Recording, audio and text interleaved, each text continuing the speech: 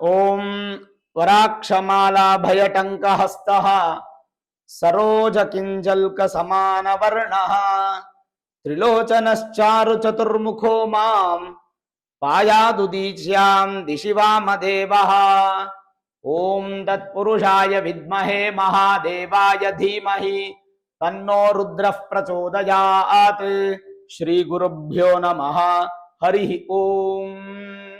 ಆತ್ಮೀಯ ಪ್ರಿಯ ಪ್ರೇಕ್ಷಕ ಮಿತ್ರರೇ, ನಿಮ್ಮೆಲ್ಲರ ಜೀವನ ಸುಖಕರ, ಲಾಭಕರ, ಸಮೃದ್ಧಿಕರವಾಗಿರ್ಲಿ ಅಂತ ನನ್ನ ಆರಾಧ್ಯ ದೇವಿ ಹೊರನಾಡು ಅನ್ನಪೂರ್ಣೇಶ್ವರಿಯ ಪಾದಗಳಿಗೆ ನಮಸ್ಕರಿಸ್ತಾ, ಪ್ರಿಯ ಪ್ರೇಕ್ಷಕ ಮಿತ್ರರೇ, ಕುಂಭರಾಶಿ ಆಗಸ್ಟ್ ತಿಂಗಳ ಮಾಸ ಭವಿಷ್ಯ ಈ ವಿಡಿಯೋಲಿ ನಾವು ನೋಡೋಣ. ಪ್ರಮುಖವಾಗಿ ಕುಂಭರಾಶಿಯವರಿಗೆ ಪ್ರಸ್ತುತ ಗುರುಬಲ ಅನ್ನುವಂಥದ್ದು ಇಲ್ಲ. ಈಗಾಗಲೇ ಸ್ವಲ್ಪ ಬೇಸರದಲ್ಲಿರ್ತಕ್ಕಂಥ ಕುಂಭರಾಶಿಯವರಿಗೆ ಮತ್ತೊಂದು ಬೇಸರ ಅನ್ನುವಂಥದ್ದು ಪ್ರಾರಂಭ ಆಗಿದೆ. ಈಗ ಆಗಸ್ಟ್ ತಿಂಗಳ ಮಾಸ ಭವಿಷ್ಯವನ್ನ ನೀವು ನೋಡ್ತಾ ಇದ್ದೀರಾ. ಆದ್ರೆ ಜುಲೈ 27ನೇ ತಾರೀಕೆ ಶನಿ ವಕ್ರಿಯನ್ನ ಪಡ್ಕೊಂಡಾಯ್ತು. ಶನಿ ವಕ್ರಿ ಆಗಿ ಕುಂಭರಾಶಿ ಕಡೆಗೆ ಮುಖ ಮಾಡಿ ನಿಂತಿದ್ದಾರೆ. ಅದರ ಅರ್ಥ ನಿಮಗೆ ಅಂತ್ಯ ಶನಿ ಅನ್ನುವಂಥದ್ದು ನಡೀತಾ ಇದೆ. ಈಗ ಸಾಡೆ ಸಾತಿಯಲ್ಲಿ 7.5 ವರ್ಷದಲ್ಲಿ ಕೊನೆ ಭಾಗ ಅನ್ನುವಂಥದ್ದು ನಡೀತಾ ಇದೆ. ಒಂದು 131 ದಿನಗಳ ಕಾಲ ಶನಿ ವಕ್ರಿಯಲ್ಲಿ ಇರ್ತಾರೆ, ಡಿಸೆಂಬರ್ 9ನೇ ತಾರೀಕುವರೆಗೂ. ಅಲ್ಲಿವರೆಗೂ ಈಗ ಜನ್ಮ ಶನಿ ಪ್ರಭಾವ ಅನ್ನುವಂಥದ್ದು ಅಪ್ಲೈ ಆಗುತ್ತೆ. ಗಾಯದ ಮೇಲೆ ಗಾಯ, ಬರೆ ಮೇಲೆ ಬರೆ. ಕುಂಭರಾಶಿಯವ್ರಿಗೆ ಈಗ ಗುರುಬಲ ಇಲ್ಲ. ಗುರು 6ನೇ ಮನೆಯಲ್ಲಿದ್ದಾರೆ. ಗುರು ನಿಮಗೆ ದ್ವಿತೀಯ ಮತ್ತು ಏಕಾದಶ ಸ್ಥಾನಾಧಿಪತಿ. ಅವರು ಒಂದು ಋಣರೋಗ ಶತ್ರುಸ್ಥಾನದಲ್ಲಿ ಕೂತಿದ್ದಾರೆ. ಮೊದಲೇ ಹಣಕಾಸಿನ ವ್ಯವಹಾರದಲ್ಲಿ ಸಮಸ್ಯೆಗಳು ಕುಂಭರಾಶಿಯವರಿಗೆ, ಕುಟುಂಬದಲ್ಲಿ ಸ್ವಲ್ಪ ಅಸಮಾಧಾನ ಸಂಗತಿಗಳು ನಡೆಯುವಂತ ಸಾಧ್ಯತೆಗಳು, ಲಾಭ ಎಷ್ಟೇ ದುಡಿದ್ರು ಕೂಡ ಕೈಯಲ್ಲಿ ನಿಲ್ದೆ ಸ್ವಲ್ಪ ಹಪಹಪಿಸ್ತಾ ಇರತಕ್ಕಂಥ ಪರಿಸ್ಥಿತಿ ಇರುವಂತವ್ರು, ಜೊತೆಗೆ ಸಾಲ, ರೋಗ, ಶತ್ರುಗಳು ಉತ್ಪತ್ತಿಯಾಗಿ ದೃಷ್ಟಿ ಜಾಸ್ತಿ ಆಗೋದು, ಇದೆಲ್ಲ ನಡೀತಾ ಇದೆ ಕುಂಭರಾಶಿಯವರಿಗೆ. ಈಗಾಗಲೇ 1.5-2 ತಿಂಗಳಿಂದ ಪ್ರಾರಂಭ ಆಗೋಯ್ತು.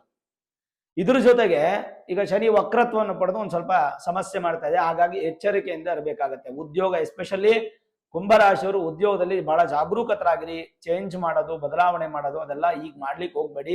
ಆದಷ್ಟು ಸ್ವಲ್ಪ ಹುಷಾರಾಗಿ ಜಾಗರೂಕತೆಯಿಂದ ಇರತಕ್ಕಂಥದ್ದು ಒಳ್ಳೆಯದು. ಉದ್ಯೋಗದಲ್ಲಿ ಸ್ವಲ್ಪ ಅಭಿವೃದ್ಧಿ ಆಗೋದಕ್ಕೆ ಹೆಚ್ಚಿನ ಶ್ರಮ ಪಡಿ. ನಾಳೆ ನಾಳಿದ್ದು ಅನ್ನೋಂಥ ಕೆಲಸವನ್ನ ಮುಂದೂಡಕ್ ಹೋಗ್ಬಿಡಿ. ಇವತ್ತಿನ ಕೆಲಸ ಇವತ್ತೇ ಕಂಪ್ಲೀಟ್ ಮಾಡೋದು ನಿಮ್ಗೆ ತುಂಬಾ ಒಳ್ಳೆಯದು. ಅದು ಅತ್ಯಂತ ಮಹತ್ವ ಕೂಡ ಹೌದು. ಇದ್ರ ಜೊತೆಗೆ ಶನಿ ಸಂಬಂಧಪಟ್ಟ ಹಾಗೆ ಪ್ರತಿ ವಾರ ಶನಿ ದೇವರ ದರ್ಶನ ಮಾಡಬೇಕು. ಶನಿದೇವರ ದರ್ಶನ ಮಾಡೋದ್ರಿಂದ ಒಂದು ಹಂತಕ್ಕೆ ನಿಮಗೆ ಬಲಹೀನವಾಗಿ, ಅಂದ್ರೆ ಕಷ್ಟಗಳು ಕಮ್ಮಿ ಆಗಿ ಸ್ವಲ್ಪ ಸುಖ ಅನ್ನೋದು ಪ್ರಾಪ್ತಿ ಆಗುತ್ತೆ. ಇನ್ನು ಗುರು ಅಂತೂ ನೀವು ಮಾಡ್ಲೇಬೇಕು ಬಿಡಿ. ಗುರು ದರ್ಶನ ಮಾಡ್ತಾ ಇರಬೇಕು, ಗುರು ಸ್ತೋತ್ರಗಳನ್ನ ಕೇಳ್ತಾ ಇರಬೇಕು. ಸರಿ, ಹಾಗಾದ್ರೆ ವಿಶೇಷವಾಗಿ ಗ್ರಹ ಸ್ಥಿತಿಗಳು ಹೇಗಿದೆ ಅಂತಂದ್ರೆ, ನಿಮಗೆ ಕುಂಭರಾಶಿಯವರಿಗೆ ಸುಖ ಸ್ಥಾನ ಹಾಗೂ ಭಗವಂತನ ಆಶೀರ್ವಾದ ಅನ್ನುವಂಥದ್ದು ಎಷ್ಟರ ಮಟ್ಟಿಗೆ ಇದೆ ಅಂತಂದ್ರೆ, ಸುಖಸ್ಥಾನದ ಜೊತೆಗೆ ಭಾಗ್ಯಸ್ಥಾನ ಅಂತ ಹೇಳ್ತೀವಿ. 4 ಮತ್ತು 9ನೇ ಸ್ಥಾನಾಧಿಪತಿ ಆಗಿರ್ತಕ್ಕಂಥ ಶುಕ್ರ 1ನೇ ತಾರೀಕೆ ನೀಚ ಸ್ಥಾನಕ್ಕೆ ಬರ್ತಾ ಇದ್ದಾರೆ. ಅಲ್ಲಿಗೇನಾಯ್ತು, ಈ ತಿಂಗಳು ಸುಖ ಕಡಿಮೆ ಆಯ್ತು, ಭಾಗ್ಯಗಳು ಕಡಿಮೆ ಆಯ್ತು. ಒಂದ್ ಹಂತಕ್ಕೆ ಕುಂಭರಾಶಿಯವರಿಗೆ ಗುರು ಚೆನ್ನಾಗಿಲ್ಲ, ಶನಿ ಚೆನ್ನಾಗಿಲ್ಲ, ಶುಕ್ರ ಚೆನ್ನಾಗಿಲ್ಲ. ಪೂರ್ವ ಪುಣ್ಯ ಸ್ಥಾನಕ್ಕೆ ಅಂದ್ರೆ 5ನೇ ಮನೆಗೆ ನಿಮ್ಮ ತೃತೀಯ ಸ್ಥಾನಾಧಿಪತಿ ಹಾಗೂ ದಶಮ ಸ್ಥಾನಾಧಿಪತಿ ಆಗಿರತಕ್ಕಂಥ ಕುಜ ಬರ್ತಾ ಇದ್ದಾರೆ. 2ನೇ ತಾರೀಕೆ ಕುಜ 5ನೇ ಮನೆಗೆ ಬರ್ತಾರೆ. ಅದು ಶತ್ರುಸ್ಥಾನ ಆದ್ರಿಂದ ಕುಜನೂ ಚೆನ್ನಾಗಿಲ್ಲ, 4 ಗ್ರಹಗಳು ಚೆನ್ನಾಗಿಲ್ಲ. 12ನೇ ಮನೆ ರಾಹು ಮತ್ತೆ ಜನ್ಮ ರಾಹು ಇದೆಲ್ಲ ಒಳ್ಳೇದೆ. ಈಗ ನಿಮ್ಗೆ ಜನ್ಮ ರಾಹು ಅಂದ್ರೆ ನಿಮ್ಮ ರಾಶಿಯಲ್ಲೇ ರಾಹು ಇರತಕ್ಕಂಥದ್ದು ಒಂದು ಪ್ಲಸ್ ಪಾಯಿಂಟ್. ಓಕೆ, ಏನ್ ತೊಂದರೆ ಏನಿಲ್ಲ. ಅದು ಮಿತ್ರ ಸ್ಥಾನ ಆದ್ರಿಂದ ತಲೆ ಕೆಡಿಸ್ಕೊಳ್ಳೋ ಅವಶ್ಯಕತೆ ಇಲ್ಲ. ಸಪ್ತಮದಲ್ಲಿ ಕೇತು ಇದೆ. ಕೇತು ಮಾತ್ರ ಒಂದ್ ಸ್ವಲ್ಪ ಗೊಂದಲವನ್ನ ಸೃಷ್ಟಿ ಮಾಡ್ತಾರೆ. ಇನ್ನು 17ನೇ ತಾರೀಕು ಸೂರ್ಯ ಸಪ್ತಮಕ್ಕೆ ಬರ್ತಾರೆ. ಅಷ್ಟರವರೆಗೂ 6ನೇ ಮನೆಯಲ್ಲಿದ್ದು ಒಂದು ಸ್ವಲ್ಪ ಆರೋಗ್ಯದಲ್ಲಿ ಹೆಚ್ಚು ಕಡಿಮೆ ಆಗುವಂತ ಸಾಧ್ಯತೆ. 17ನೇ ತಾರೀಕು ಆಗಸ್ಟ್ ತಿಂಗಳು ಸೂರ್ಯ ಬಂದು ಸ್ವಕ್ಷೇತ್ರಕ್ಕೆ ಬರ್ತಾರೆ. ಸ್ವಲ್ಪ ಮಟ್ಟಿಗೆ ಆರೋಗ್ಯದಲ್ಲಿ ವೃದ್ಧಿ, ಒಂಚೂರು ರಾಜಕೀಯ ವ್ಯಕ್ತಿಗಳಿಗೆ ಅಭಿವೃದ್ಧಿ, ಗೌರ್ಮೆಂಟ್ ಕೆಲಸ ಮಾಡ್ತಾ ಇರ್ತಕ್ಕಂಥವ್ರು ಒಳ್ಳೆಯದು. ಅಪ್ಪನ ಆಶೀರ್ವಾದ ಸಿಗುತ್ತೆ. ಪಿತೃಗಳ ಆಸ್ತಿ ಇದ್ರೆ ನಿಮ್ಗೆ ಸಿಗುತ್ತೆ. ಅಂದ್ರೆ ಪಿತ್ರಾರ್ಜಿತವಾಗಿ ಏನಾದ್ರು ಆಸ್ತಿಗಳಿದ್ರೆ ನಿಮ್ಗೆ ಬರುತ್ತೆ. ಅಂಡ್ ಮೋರ್ ಓವರ್ ಎಲ್ಲಕ್ಕಿಂತ ಇಂಪಾರ್ಟೆಂಟ್, ಕೋರ್ಟ್ ಕಚೇರಿಗಳ ಸಮಸ್ಯೆ ಇದ್ರೆ ದೂರವಾಗುತ್ತೆ. ದಾಯಾದಿಗಳ ಕಲಹ ದೂರ ಆಗುತ್ತೆ. ಇದು 17ನೇ ತಾರೀಕು ನಂತರ. 5ನೇ ತಾರೀಕು ಬುಧ ಬಂದು 6ನೇ ಮನೆಗೆ ಬರ್ತಾರೆ. ಅದಾದ್ಮೇಲೆ 7ನೇ ಮನೆಗೆ ಬರ್ತಾರೆ. ಬುಧ ಈ ತಿಂಗಳು ನಿಮ್ಗೆ ಏನ್ ದೊಡ್ಡ ಸಮಸ್ಯೆ ಇಲ್ಲ. ವ್ಯಾಪಾರ ವ್ಯವಹಾರದಲ್ಲಿ ಅಬೋ ಆವರೇಜು ಈ ತರದ ನಡ್ಕೊಂಡು ಹೋಗುತ್ತೆ. ಯಾಕಂದ್ರೆ ಈಗಾಗಲೇ 5ನೇ ತಾರೀಕುವರೆಗೂ 80% ಇರ್ತಾರೆ. ಅದಾದ್ಮೇಲೆ 50% ಬರ್ತಾರೆ. 5ನೇ ತಾರೀಕಿಂದ 22ನೇ ತಾರೀಕುವರೆಗೂ. 22ನೇ ತಾರೀಕಿನಿಂದ ನಿಮಗೆ 60% ಬರ್ತಾರೆ. ಬುಧಾದಿತ್ಯ ಯೋಗ ಅಪ್ಲಿಕೇಬಲ್ ಆಗುತ್ತೆ. ಬುಧನಿಂದ ಇದು ತೊಂದರೆ ಇಲ್ಲ. ವಿದ್ಯಾರ್ಥಿಗಳಿಗೆ ಅಭಿವೃದ್ಧಿ, ಮೇಧಾಶಕ್ತಿ, ಬುದ್ಧಿಶಕ್ತಿ, ಜೊತೆಗೆ ವ್ಯಾಪಾರದಲ್ಲಿ ವೃದ್ಧಿ, ಇದೆಲ್ಲ ನಿಮ್ಗೆ ಸಿಗುತ್ತೆ. ಅದು ಬಿಟ್ರೆ ಬೇರೆ ಏನು ಅದ್ಭುತ ಅನ್ನುವಂಥದ್ದು ಬುಧನಿಂದ ಸಿಗೋದಿಲ್ಲ. ಸರಿ, ಇದೆಲ್ಲ ಆಯ್ತು. ಜನರಲೈಸ್ ಆಗಿ ಹೇಗಿದೆ ನೋಡೋಣ. ಅದಕ್ಕೂ ಮುನ್ನ ಆಷಾಢ ಮಾಸ ನಡೀತಾ ಇದೆ. ಆಗಸ್ಟ್ ತಿಂಗಳಲ್ಲೂ ಕೂಡ 12ನೇ ತಾರೀಕುವರೆಗೂ ಆಷಾಢ ಮಾಸ ಇರುತ್ತೆ. 12ನೇ ತಾರೀಕು ನಿಮಗೆ ಜ್ಯೋತಿರ್ಭೀಮೇಶ್ವರ ವ್ರತ, ಭೀಮನ ಅಮಾವಾಸ್ಯೆ ಅವತ್ತು. ತದನಂತರವಾಗಿ ನಿಮಗೆ 16ನೇ ತಾರೀಕು ನಾಗ ಚತುರ್ಥಿ, 17ನೇ ತಾರೀಕು ನಾಗಪಂಚಮಿ ಬರುತ್ತೆ, 21ನೇ ತಾರೀಕು ವರಮಹಾಲಕ್ಷ್ಮಿ ಹಬ್ಬ ಬರುತ್ತೆ. ಎಲ್ಲಕ್ಕಿಂತ ಮುಖ್ಯವಾಗಿ ಮಹಾಲಕ್ಷ್ಮಿ ಹಬ್ಬ ವರ್ಷಕ್ಕೊಂದ್ಸಲ ಬರೋದ್ರಿಂದ ಹೆಣ್ಣು ಮಕ್ಕಳು ತುಂಬಾ ಪ್ರೀತಿಯಿಂದ ಮಾಡ್ತಾರೆ. ಹಾಗಾಗಿ ಈ ಕುಜ ಅನ್ನುವಂಥದ್ದು ನಿಮಗೆ 3 ಮತ್ತು 10ನೇ ಸ್ಥಾನಾಧಿಪತಿ ಆಗಿರೋದ್ರಿಂದ ಕುಜ ಬಲಹೀನನಾದರೆ ಏನ್ ಮಾಡ್ಬೇಕು ಅಂದ್ರೆ ಕುಜನನ್ನ ಆರಾಧನೆ ಮಾಡ್ಬೇಕು. ಹಾಗಾಗಿ ನವೆಂಬರ್ 1ನೇ ತಾರೀಕಿಗೆ ಕುಂಭರಾಶಿಯವರಿಗೆ ತಾತ್ಕಾಲಿಕ ಗುರುಬಲ ಬರುತ್ತೆ. ಇಲ್ಲಿಗೆ ಈಗ ಆಗಸ್ಟ್ ತಿಂಗಳು ಮಾಸ ಭವಿಷ್ಯ ಇದು. ಆಗಸ್ಟ್, ಸೆಪ್ಟೆಂಬರ್, ಅಕ್ಟೋಬರ್ 3 ತಿಂಗಳು ಕಾದ್ಬಿಟ್ರೆ ನವೆಂಬರ್ 1ನೇ ತಾರೀಕಿಂದ ತಾತ್ಕಾಲಿಕ ಗುರುಬಲ ಸಿಗುತ್ತೆ. ಅದಕ್ಕೆ ನೀವು ವೆಯ್ಟ್ ಮಾಡಬೇಕು. ಅಲ್ಲಿವರೆಗೂ ನಿಮ್ಗೆ ಕುಜ ಬಲ ಕೊಡೋದಕ್ಕೋಸ್ಕರ ನೀವು 25ನೇ ತಾರೀಕು ಆಗಸ್ಟ್ ತಿಂಗಳು ಅಂಗಾರಕ ಜಯಂತಿ ಇದೆ. ಅವತ್ತಿನ ದಿನ ಸುಬ್ರಹ್ಮಣ್ಯನ ಆರಾಧನೆ, ಕುಜನ ಆರಾಧನೆ ಮಾಡುವಂಥದ್ದು ಬಹಳ ಮುಖ್ಯ. ಯಥೇಚ್ಛವಾಗಿ ಫಲವನ್ನ ಕೊಡ್ತಾರೆ ಭಗವಂತ. ಕುಜನಿಗೆ ಸಂಬಂಧಪಟ್ಟಂತ ಬಲವನ್ನ ಹೆಚ್ಚು ಮಾಡ್ತಾರೆ. ಇನ್ನು ಮಂಗಳಗೌರಿ ವ್ರತ, ಉಪಕರ್ಮ, ಸಾಲು ಬಿಡಿ ಹಬ್ಬಗಳು. ಸಂತೋಷ ಅಂತಂದ್ರೆ ಸಂತೋಷ. ಬಟ್ ಕುಂಭರಾಶಿಯವರಿಗೆ ಫಿನಾನ್ಷಿಯಲ್ ಆಗಿ ಖರ್ಚು ಮಾಡೋದು ಕಷ್ಟ ಆಗುತ್ತೆ. ನೋಡ್ಕೊಂಡು ಬ್ಯಾಲೆನ್ಸ್ ಮಾಡಿ. ಸಮೃದ್ಧ ಜೀವನದಿಂದ ಒಂಚೂರು ಸಂತೋಷ ಸಿಗ್ಬೋದು. ಜೊತೆಗೆ ಮುಖದಲ್ಲಿ ಯಾವಾಗಲೂ ನಗು ಮುಖ ಇಟ್ಕೊಳ್ಳಿ, ಅದು ಬಹಳ ಇಂಪಾರ್ಟೆಂಟು. ಈ ತಿಂಗಳು ಕುಂಭರಾಶಿಯವರಿಗೆ ಅಷ್ಟೊಂದೇನು ಉತ್ತಮ ಸಮಯ ಅಲ್ಲ. ಆದ್ರಿಂದ ಒಂದು ತಕ್ಕ ಮಟ್ಟಿಗೆ ನಿಮಗೆ ಸಮಸ್ಯೆಗಳನ್ನ ಎದುರಿಸುವಂತ ಶಕ್ತಿ ಭಗವಂತ ಕೊಡ್ಬೇಕಂದ್ರೆ ಮುಖದಲ್ಲಿ ಯಾವಾಗಲೂ ನಗು ಇಟ್ಕೊಳ್ಳಿ. ನಿಮ್ಮಲ್ಲಿ ಬಾಧೆ ಇದೆ ಅಂತ ಹೊರಗಡೆ ತೋರಿಸ್ಕೊಳಕ್ ಹೋಗ್ಬಿಡಿ. ನಾನು ನೆಗೆಟಿವ್ ಆಗಿದ್ದೀನಿ, ಬಲಹೀನನಾಗಿದ್ದೀನಿ ಅಂತ ಎದುರುಗಡೆ ಇರೋ ವ್ಯಕ್ತಿಗೆ ಗೊತ್ತಾಗಬಾರದು.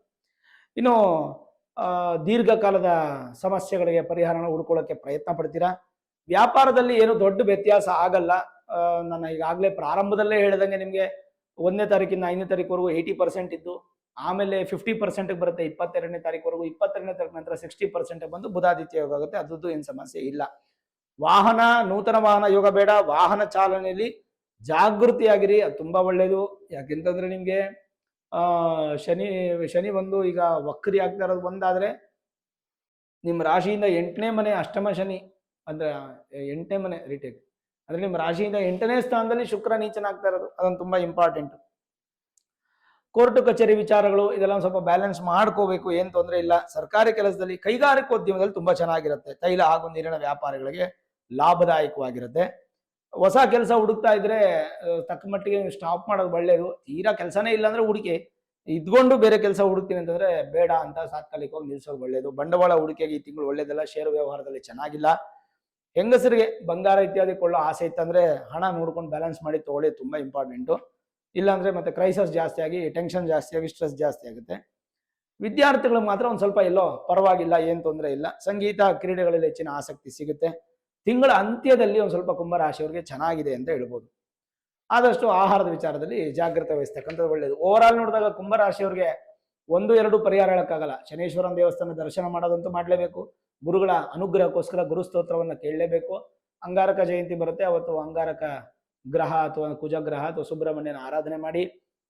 ಈಗ ಇಷ್ಟೊಂದು ನೆಗೆಟಿವ್ ಇದ್ದು ನಿಮ್ಗೇನೋ ಇನ್ಸೆಕ್ಯೂರ್ ಇತ್ತು ಅಂತಂದ್ರೆ ನಿಮ್ಮ ಮೂಲ ಜಾತಕವನ್ನ ಒಮ್ಮೆ ನುರಿತ ಜ್ಯೋತಿಷ್ಯರಿಗೆ ತೋರಿಸ್ಕೊಂಡು Vedic astrology, higher astrology predictions ಅನ್ನ ಮಾಡಿಸಿ ಏನಾದರೂ ಸರಳ ಸುಲಭ ಪರಿಹಾರಗಳಿದ್ರೆ ಖಂಡಿತ ಮಾಡ್ಕೊಳ್ಳಿ. ಭಗವಂತ ನಿಮಗೆ ಒಳ್ಳೆ ಫಲವನ್ನ ಕೊಡ್ತಾನೆ.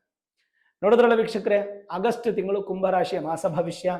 ಈ ವಿಡಿಯೋ ಇಷ್ಟ ಆಗಿದ್ರೆ ಲೈಕ್ ಮಾಡಿ, ಶೇರ್ ಮಾಡಿ, ಮುಖ್ಯವಾಗಿ ನಮ್ಮ ಚಾನೆಲ್ಗೆ ಸಬ್ಸ್ಕ್ರೈಬ್ ಮಾಡಿ, ಬೆಲ್ ಐಕಾನ್ ಅನ್ನು ಪ್ರೆಸ್ ಮಾಡಿ. ಪ್ರತಿನಿತ್ಯ ನಾನು ಪೂಜೆ ಮಾಡುವಂತಹ ನನ್ನ ಆರಾಧ್ಯ ದೇವಿ ಹೊರನಾಡು ಅನ್ನಪೂರ್ಣೇಶ್ವರಿಯ ಆಶೀರ್ವಾದ, ಅನುಗ್ರಹ ಸದಾಕಾಲ ಮತ್ತೊಮ್ಮೆ ನಿಮ್ ಸಿಗಲಿ ಅಂತ ಪ್ರಾರ್ಥನೆ ಮಾಡ್ತಾ, ಸರ್ವೇ ಜನಾಃ ಸುಖಿನೋ ಭವಂತು, ಸಮಸ್ತ ಸನ್ಮಂಗಳ ನಿಭವಂತು.